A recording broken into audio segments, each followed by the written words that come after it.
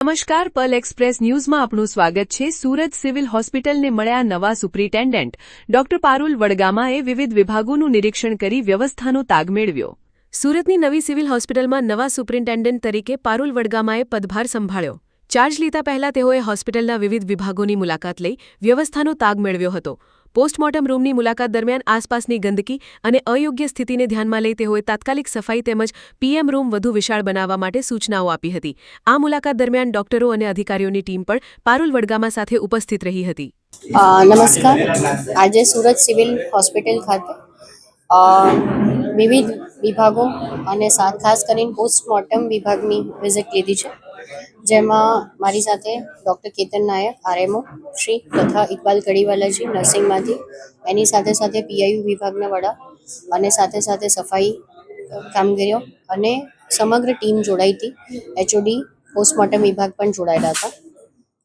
ખાસ કરીને ખુશીની વાત એ છે કે આપણા ગુજરાત સરકાર દ્વારા માન્ય હેલ્થ મિનિસ્ટર જે આપણા છે પ્રફુલભાઈ પાનસેરિયા સાહેબ દ્વારા ઓલરેડી 3 કરોડના ખર્ચે એક નવું પોસ્ટમોર્ટમ રૂમ આપણને મળવાનું છે, જેમાં 6 થી 8 મહિના જેવું થઈ શકે, પણ ત્યાં સુધી જે જૂનું પોસ્ટમોર્ટમ રૂમ છે એને ખાસું ઇમ્પ્રુવમેન્ટ કરવાના સજેશન્સ પહેલાં પણ અપાયેલા હતા।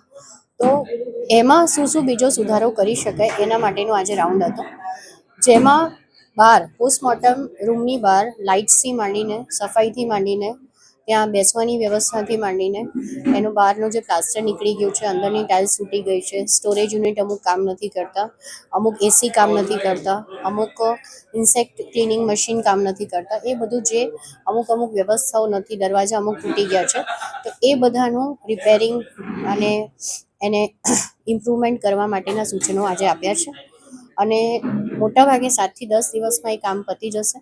એનું ફોલોઅપ કરવા માટેની બી ટીમ બનાવી દીધી છે અને અમે એવું ઈચ્છીએ છીએ કે પોસ્ટમોર્ટમ જલ્દીથી જલ્દી થાય, પોલીસ ઇન્ક્વેસ્ટ આવે એટલે પોલીસના કાગળ આવે તેના પછી જે ડૉક્ટરના હાથમાં પોસ્ટમોર્ટમ છે એમાં ડિલે નહીં થાય, એવું આજે વિભાગને બી સૂચના આપવામાં આવી છે અને બધાએ સાથે મળીને રાઉન્ડ લીધો છે અને ઓવરઓલ 1 બાય 1 દરેક ડિપાર્ટમેન્ટની આ રીતે અઠવાડિયામાં 2-3 દિવસ વિઝિટ કરશું, જેથી કરીને 1 બાય 1 દરેક ક્ષેત્રમાં ઇમ્પ્રુવમેન્ટ લાવવાની કોશિશ આપણે કરીશું।